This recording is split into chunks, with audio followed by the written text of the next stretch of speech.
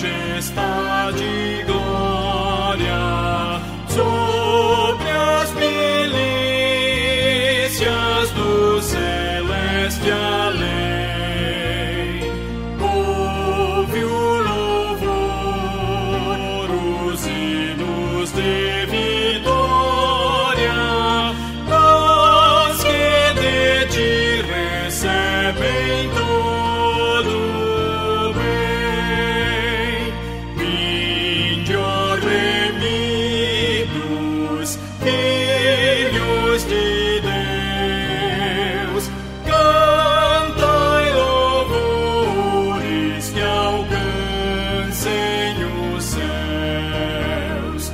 Nos altos céus, louvor a Deus ressoam, e gratidão ao soberano amor.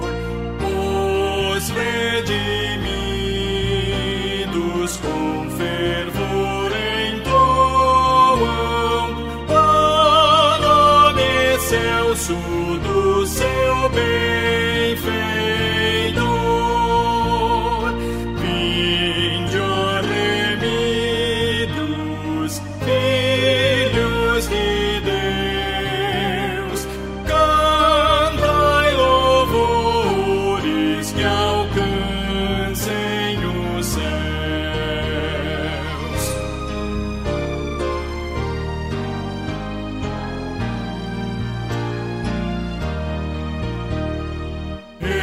Eterno Deus, teus filhos vês prostrados perante o brilho da superna luz, pois do pecado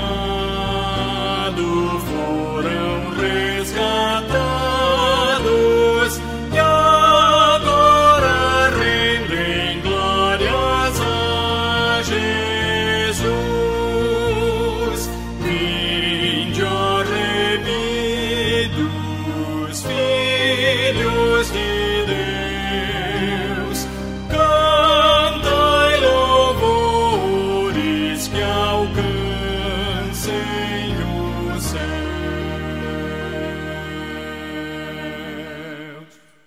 Façamos a leitura do Salmo 142.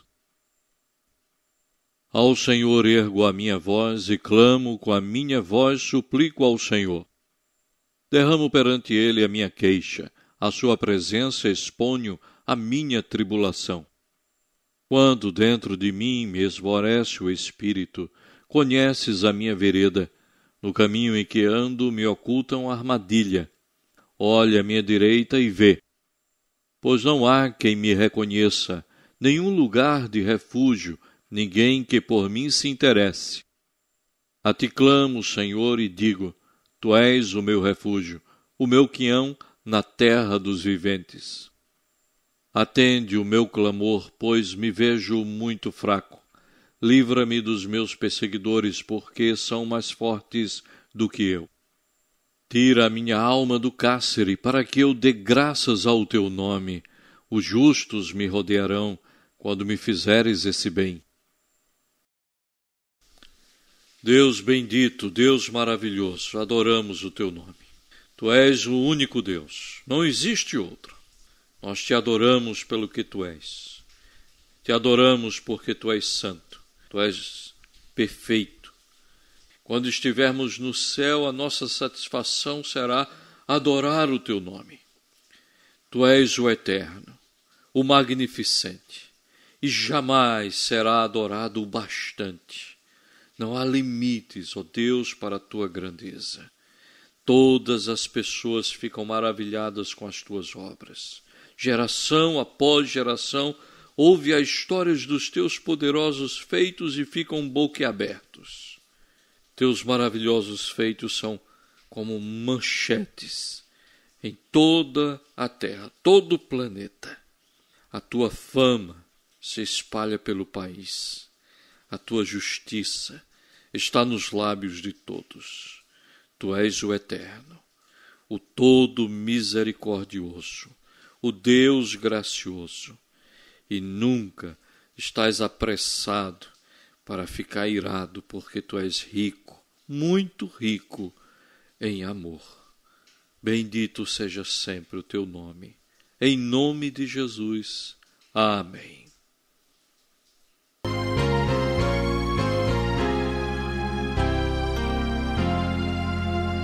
Meu Deus por si jurou, eu nele confiei, e para o céu que preparou eu subirei.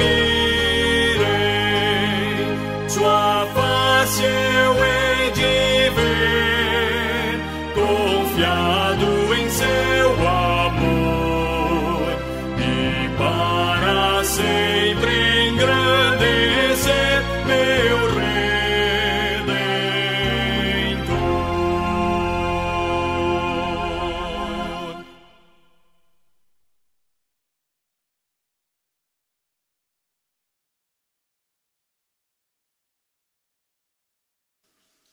Leremos alternadamente esse texto. Onde se acha a lei moral resumidamente compreendida?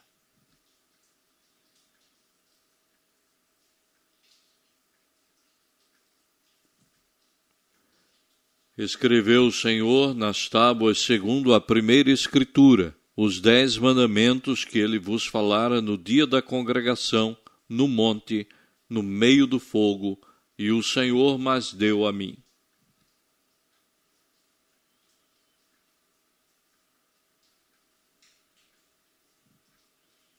Amarás o Senhor teu Deus de todo o teu coração, de toda a tua alma e de todo o teu entendimento. Este é o primeiro grande mandamento.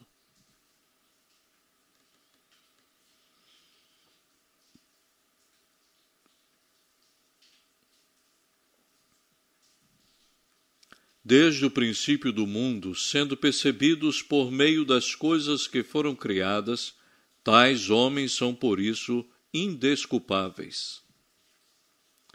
Oremos silenciosamente. Façamos durante esse tempo de silêncio nossa oração de confissão de pecados.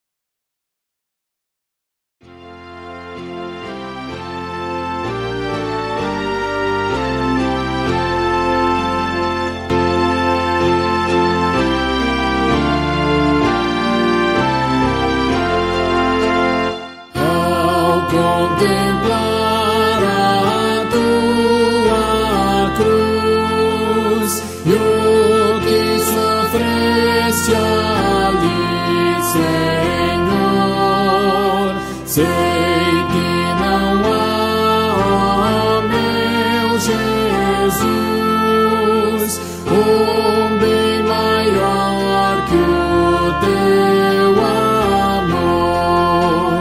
Quero somente me gloriar na tua cruz, meu Salvador, pois que morreste em meu lugar, teu sempre teu serei, Senhor.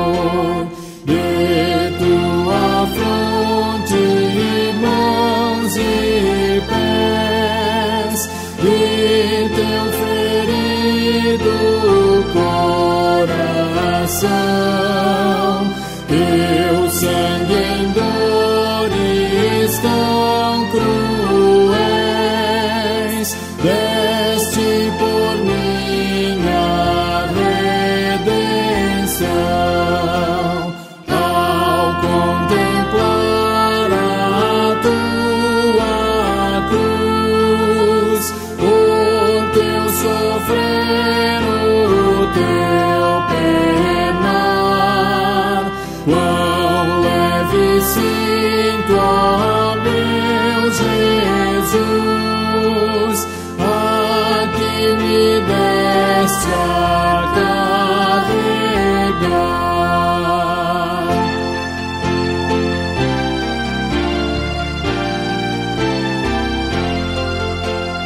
Tudo que eu possa consagrar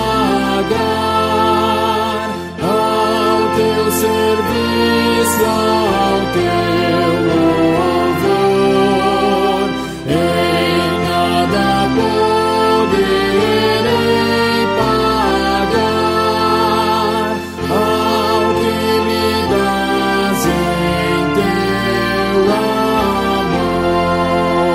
amor.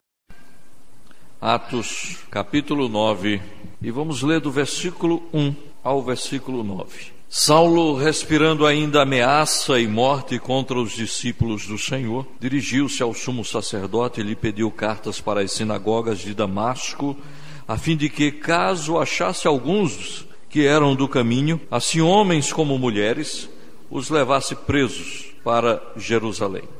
Seguindo ele estrada fora, ao aproximar-se de Damasco, subitamente uma luz do céu brilhou ao seu redor. E caindo por terra, ouviu uma voz que lhe dizia: Saulo, Saulo, por que me persegues? Ele perguntou: Quem és tu, Senhor? E a resposta foi: Eu sou Jesus, a quem tu persegues. Mas levanta-te e entra na cidade, onde te dirão o que te convém fazer. E os seus companheiros de viagem pararam emudecidos, ouvindo a voz, não vendo contudo ninguém. Então se levantou Saulo da terra, e abrindo os olhos, nada podia ver. E guiando-o pela mão, levaram-no para Damasco. Esteve 3 dias sem ver, durante os quais nada comeu, nem bebeu. Vamos orar? Bendito Pai, graças te damos, porque a tua palavra, tão santa e perfeita, ela é suficiente para nos instruir e nos dar ao Senhor orientação certa, segura. Mas nós não somos capazes de entendê-la sem o teu socorro, sem que ensines ao nosso coração, sem que nos instrua espiritualmente. Vamos entender a letra, mas a letra mata, e o teu Espírito nos dá vida. Que teu Espírito nos instrua, que o teu Espírito nos ilumine e que teu Espírito nos oriente na tua graça e no teu poder, em nome de Jesus. Amém. Meus irmãos, aqui está um texto belo que fala da experiência de uma conversão. Ninguém tem conversão igual. Não é possível, pode ser semelhante, pode ser próxima, pode ser parecida, mas não tem como ter uma, entre aspas, uma xerox da conversão de um, ser a xerox da conversão do outro. Cada um tem suas características, seus detalhes, cada um tem uma experiência com Deus. Uns levantaram a mão, outros creram, outros choraram, outros tiveram uma forte convicção de pecados. Cada um teve a sua maneira de ter uma experiência de conversão com Deus.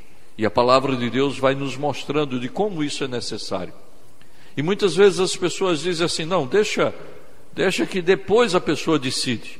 Algumas vezes, como já mencionamos, algumas vezes pregamos o Evangelho e a pessoa rapidamente, em uma desculpa, diz, parece que já estava na ponta da língua: quando Deus quiser.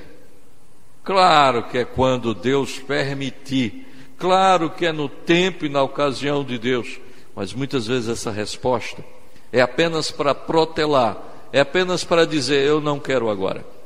Jesus andando na beira da praia, vendo Pedro, vendo João, vendo os irmãos, os senhores pescando e dizendo: vinde após mim.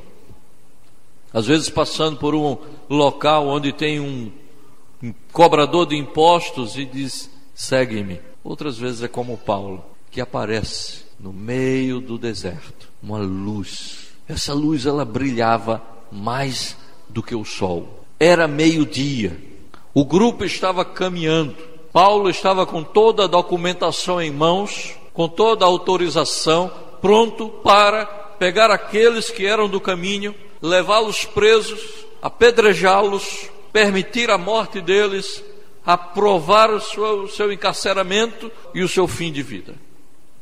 Mas ele não contava com aquela experiência única de ter um encontro com Cristo no caminho para Damasco. Era uma coisa inusitada. Ele não cria em Jesus, ele não esperava que isso acontecesse, ele não tinha esperança nenhuma que alguma coisa pudesse impedi-lo de ter um encontro com os do caminho e levá-los presos. Mas aí ao meio-dia, quando uma luz que brilhava mais forte do que o sol do meio-dia, no seu ápice, surge, ele cai, e uma voz começa a falar, e fala em hebraico, não fala em grego, começa a falar em hebraico: Saulo, Saulo, por que me persegues? E ele pergunta, e dialoga com esta voz: quem és tu, Senhor?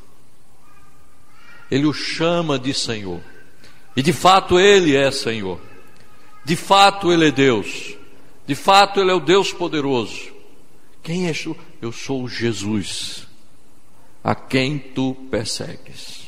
Não é uma coisa da cabeça dele, não é uma experiência silenciosa, não é algo que aconteceu e que somente ele viu. As pessoas ouviram o som, as pessoas viram que ele caiu, as pessoas tinham consciência de que quando ele iniciou a sua jornada, ele tinha boa visão, enxergava tudo nitidamente. Alguma coisa aconteceu. Levantaram Saulo, ele estava cego, ele não podia mais agora, independente, com tranquilidade, sair e ir para onde queria. Saulo perdeu a sua liberdade de ir e vir. Saulo perdeu a sua capacidade de dizer o que é belo e é feio. Saulo, mais uma vez, ele perde a capacidade do discernimento claro com os olhos.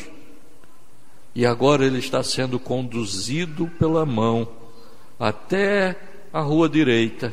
Jesus, mais uma vez, aparece agora para Ananias, e para confirmar a sua conversão, porque não era a conversão de uma pessoa simples, de uma pessoa amorosa, era uma pessoa, ele matava judeus, ele aprovava o apedrejamento, era uma pessoa extremamente perigosa. Aí Jesus aparece para Ananias e diz: Ananias, vai até a rua direita, lá encontrarás Saulo. Ele é para mim um vaso precioso. Eu ainda vou mostrar para ele o quanto ele vai padecer pelo Evangelho. Mas Senhor, não é ele que persegue? Ele disse: é ele mesmo. Ele está lá orando, ele está em jejum e oração. Vai lá. E ele vai, e ele o cura. Cai umas escamas dos seus olhos. Agora há o testemunho dos que viajavam com Saulo, e agora há o testemunho daquele Ananias que era servo de Deus. Agora há dois testemunhos, além do de Paulo, que diz: Jesus falou comigo em hebraico. Se fosse Brasil, ele ia falar em português. Ele falou comigo. Meus irmãos, 4 coisas importantes são notórias nessa história. 4 princípios norteadores para a gente entender a conversão de Saulo. e a conversão de tantas outras pessoas. Saulo, ele é convertido porque Deus é soberano. Já parou para pensar nisso? Saulo tem um encontro com Jesus porque Jesus é soberano. Não é quando Saulo quer, não é porque Saulo quer, não é porque Saulo agora está bem. Não, já imaginou Jesus sentado à direita de Deus Pai Todo-Poderoso, exatamente como Estevão falou e viu no dia da sua morte. Vejo os céus abertos e o Filho do Homem sentado à direita de Deus Pai. Os anjos cantando, coros angelicais, aqueles que já estavam na presença do Senhor, adorando o Senhor, louvando, bendizendo Jesus, intercedendo pela sua igreja. Olha para um homem vil, um homem desprezível, perigoso, assassino. Quantas vezes ele não pegou crianças, jovens, idosos, e não os obrigou a blasfemarem?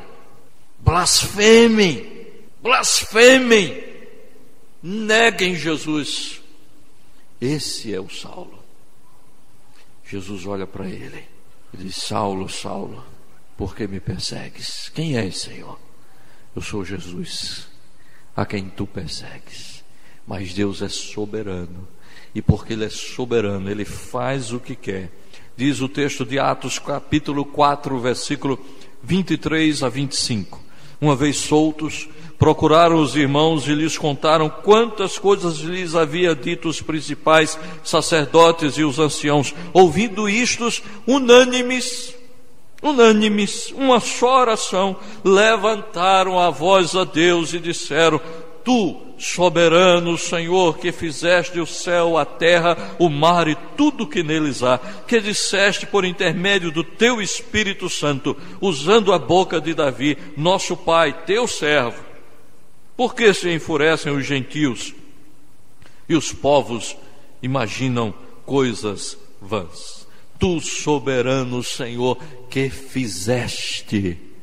Jesus é tão soberano que fez os céus e a terra, e não só fez os céus e a terra, mas Ele nos faz novas criaturas. Ele fez velhas criaturas, e agora faz estas criaturas de carne e osso que falam, cantam, conversam, andam, vendem, compram. Ele transforma essas criaturas em novas criaturas, e ainda promete: eis que vou fazer novos céus e nova terra, porque Deus é soberano. Ele encontra aquele homem que respira ameaça e diz: eu vou fazer de você agora uma nova criatura.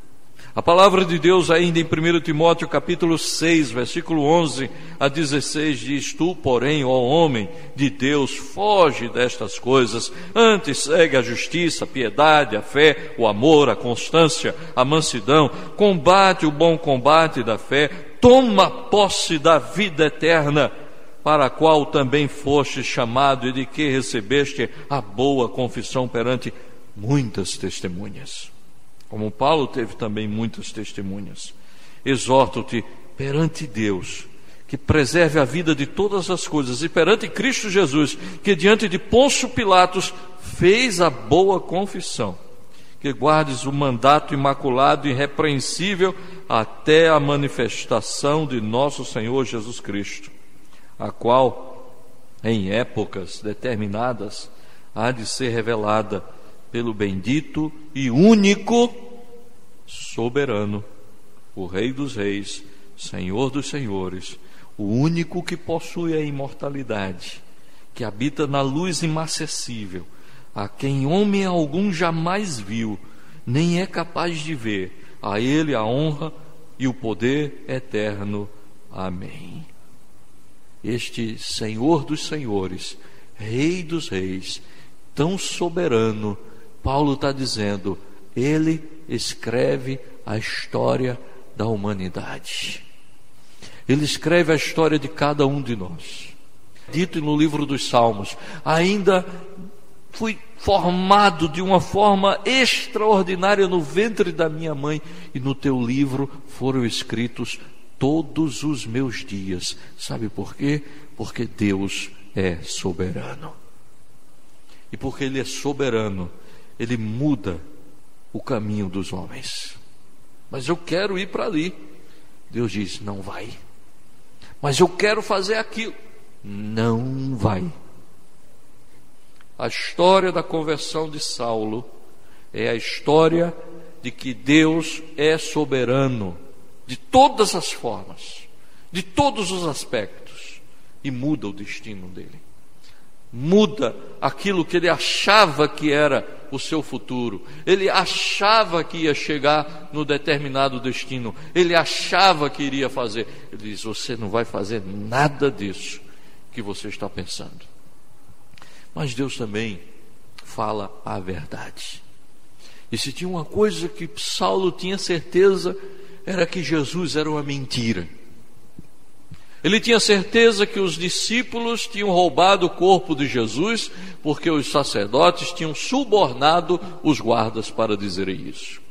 Ele tinha certeza que a ressurreição de Jesus não era possível, mas de outras pessoas era, porque ele era fariseu. Fariseu acreditava em ressurreição, saduceu não. Saduceu não acreditava, fariseu acreditava. Então, pela sua própria seita judaica de farisaísmo, a ressurreição para Saulo era possível, mas a de Jesus era impossível. E Saulo dizia: não é verdade, ele não é verdadeiro, ele não ressuscitou. Mas quando ele aparece ali, uma luz radiante, falando em hebraico, um segundo aspecto fica claro na hora da conversão: Deus não mente. Jesus disse: ressuscitarei ao terceiro dia. E ele o ressuscitou. Deus ressuscitou. Jesus subiu aos céus, saiu do túmulo. A palavra de Deus diz em Números 23:19: Deus não é homem para que minta, nem filho do homem para que se arrependa. Porventura, tendo ele prometido, não o fará? E tendo ele falado, não o cumprirá? Deus não é homem para que minta. Abacuque, capítulo 3, versículo 17. Ainda que a figueira não floresça, nem haja fruto na vide, o produto da oliveira minta, e os campos não produzam mantimento, as ovelhas sejam arrebatadas do aprisco, e nos currais não haja gado, todavia eu me alegro no Senhor, exulto no Deus da minha salvação. Até as coisas podem nos enganar. Até você pode ir dormir pensando: eita, amanhã vai ser um dia quente, Recife está quente. E aí chove. Chove tanto que o povo nem sabe se vai conseguir chegar na igreja, né? Chove tanto que a gente nem sabe quantas ruas foram alagadas. Chove tanto. Os homens mentem. O produto da oliveira pode faltar, você dá como certo, e ele mentir. A oliveira pode lhe enganar, mas Deus não pode enganar. A natureza da oliveira pode lhe pregar uma peça, mas Deus, na sua natureza, não pode pregar uma peça em nós, porque Ele não pode negar a si mesmo. Ele é a verdade, e Ele fala a verdade. Tudo que Ele prometeu, Ele cumprirá. Saulo teve que aprender isso a duras penas. O autor de Hebreus, capítulo 6, versículo 17 em diante, diz assim: por isso Deus, quando quis mostrar mais firmemente aos herdeiros da promessa a imutabilidade do seu propósito, se interpôs com juramento. E o versículo 18: para que mediante duas coisas imutáveis, nas quais é impossível que Deus minta, forte alento tenhamos nós que já corremos para o refúgio. Esse refúgio é Jesus, a fim de lançar mão da esperança proposta, a qual temos por âncora da alma, segura e firme, e que penetra além do véu, onde Jesus, como precursor, entrou por nós, tornando-se sumo sacerdote para sempre, segundo a ordem de Melquisedeque. Deus é soberano. Deus não mente. Em terceiro lugar, Deus é bom. no Salmo 73, versículo 1, descreve um Deus bom. Versículo 1 diz assim: com efeito, Deus é bom para com Israel, para com os de coração limpo. Quanto a mim, porém, quase me resvalaram os pés, pouco faltou para que desviassem os meus passos, pois eu invejava os arrogantes ao ver a prosperidade dos perversos. Mas Deus é bom para com Israel, para com os de coração limpo.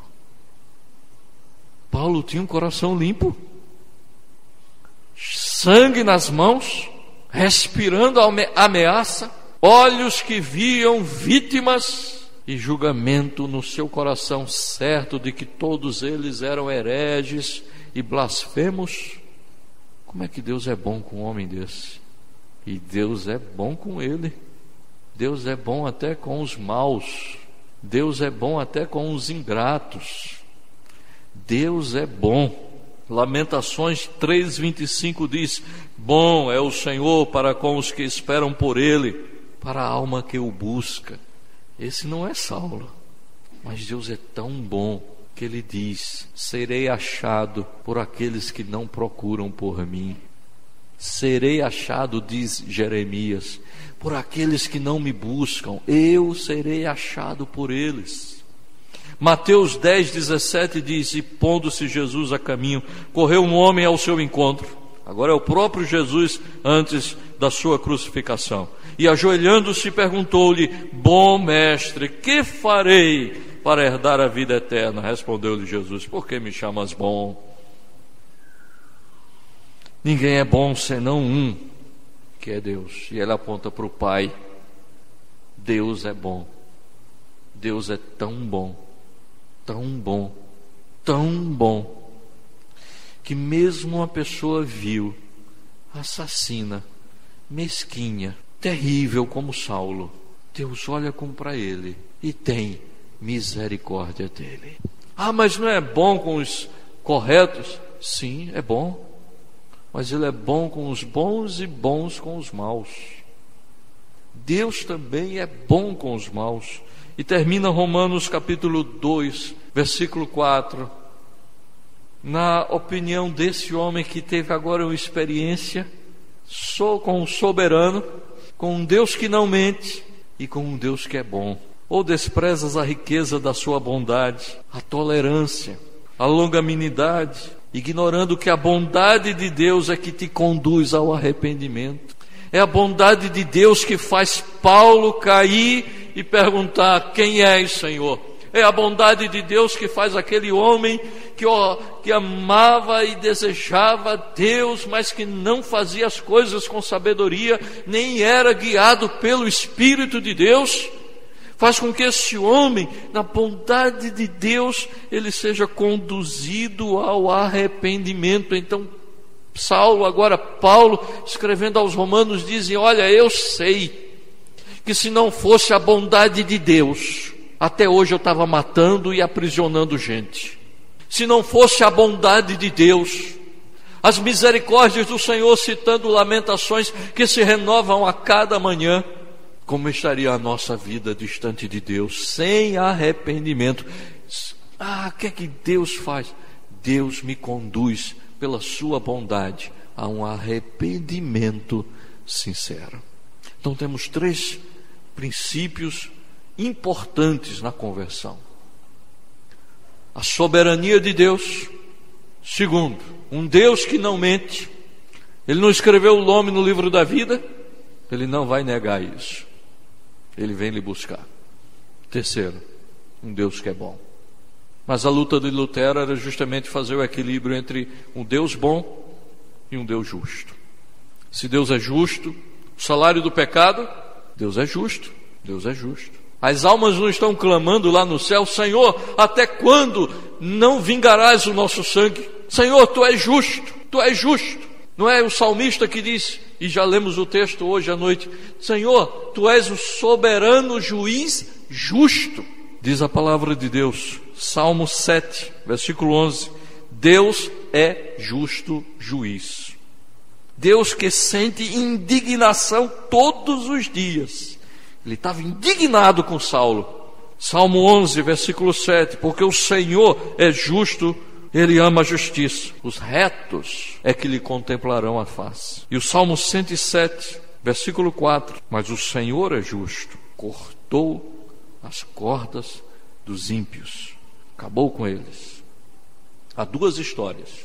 Um em Êxodo, capítulo 9, versículo 27, que diz: Então Faraó mandou chamar a Moisés e Arão e lhe disse: Esta vez pequei. O Faraó está diante de Arão e Moisés dizendo: Desta vez eu pequei. O Senhor é justo. O Senhor é justo. Porém eu e meu povo somos ímpios. Ele reconheceu. E segundo Crônicas 12, 5, então veio Semaías, o profeta, a Roboão e aos príncipes de Judá, que por causa de Sisaque se ajuntaram em Jerusalém, e disse-lhes: Assim diz o Senhor: Vós me deixastes a mim, pelo que eu também vos deixei em poder de Sisaque.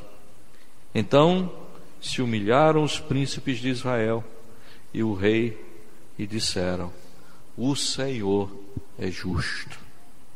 Mas onde está a justiça ali nessa história de Paulo? O que é que você faria com a sua justiça com Paulo? Sabe o que Deus fez? Pegou Jesus, colocou na cruz no lugar de Paulo.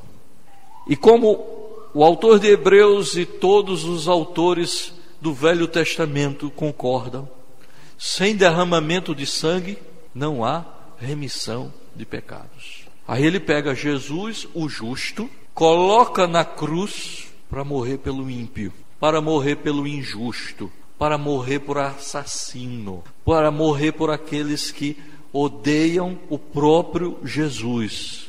Ele vai até ele e ele diz: dura coisa é recalcitrares contra o aguilhão de Deus. Você não pode resistir. A justiça está em Jesus. Quando ele olha para Saulo, que tem um nome escrito no livro da vida, e ele olha para Jesus, que derramou o seu sangue na cruz, e olha para o sepulcro, onde a morte estava pisando em Jesus, aí Paulo pergunta: ó morte, onde está a tua vitória? Onde está o teu poder? A morte foi vencida na morte de Jesus. E Jesus ressuscita, e Jesus toma o poder, sobe aos céus, virá novamente, mas ele tem esse encontro com ele e diz: Saulo, que me persegues, que és blasfemo, Saulo, que odeia, que respira a ameaça. Saulo, tu és para mim um vaso escolhido. Imagina, uma voz dizendo isso em hebraico, uma voz falando com ele, uma luz tão forte, nunca jamais vista, uma experiência única que esse homem teve. Deus tem um amor que é para todos nós. Ele ama nós que somos pecadores, nós que nos distanciamos de Deus. Ele nos ama, Ele nos perdoa, Ele nos cura, Ele nos transforma, Ele nos dá visão do que é espiritual. É esse Jesus. Então Jesus, Paulo entendeu, Ele é a justificação. Ai de mim, quem me livrará do corpo desta morte? Aí ele mesmo responde na sua carta, capítulo 7 de Romanos: graças a Deus por Jesus Cristo. Quantas pessoas não querem tirar a vida? Se você estivesse atravessando o viaduto e uma pessoa estivesse parada, olhando para baixo e vendo você se aproximar e dissesse: não se aproxime. Por quê? Porque eu vou pular. O que você diria? Faça o que quiser, a vida é sua, se vire. Se quiser pular, pule, estou nem aí. Ou você tentaria evitar que essa pessoa pulasse? Se você encontrasse um jovem querendo experimentar drogas, lícitas ou ilícitas, o que você diria?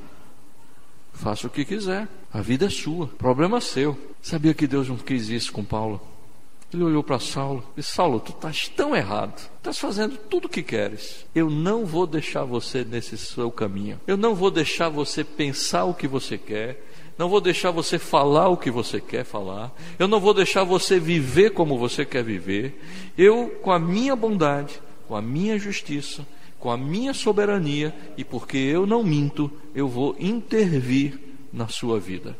eu vou mexer no seu coração. Sabe o que é interessante nisso? Nós, muitas vezes, deixamos as pessoas bem à vontade. Mas como é que uma pessoa, em um estado mental que não tem condições de decidir o que é certo e o que é errado, você pode deixar essa pessoa decidir o que é certo e errado? Você não pode deixar. Nosso estado espiritual não permite que tenhamos capacidade de decidir o que é certo e o que é errado.